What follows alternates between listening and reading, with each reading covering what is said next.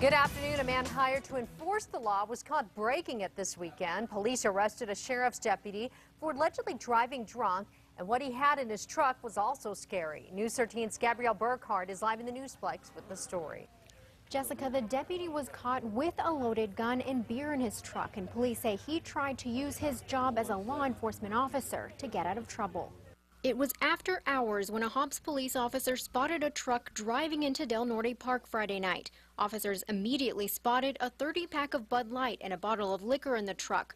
Court documents state the driver, 42-year-old Roberto Rangel, made it clear to officers who he was. And the officer suspected him of being intoxicated and asked him to perform the field sobriety test, and he refused.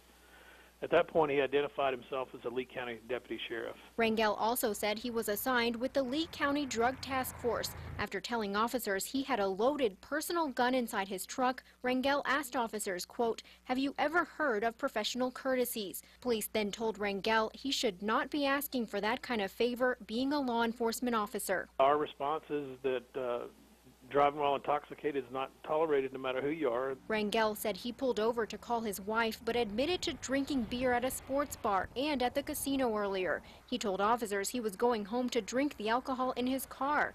Rangel wanted his supervisors there before attempting any field sobriety tests. After the arrival of supervisors from the sheriff's office, he did agree and perform the sobriety test, and he failed them. Rangel refused to give a breath or blood sample, but that didn't stop police from arresting him for aggravated DWI and negligent use of a deadly weapon. The Lee County Sheriff's Office had this to say. Mr. Rangel was not on duty, nor was he in the department vehicle at the time of his arrest.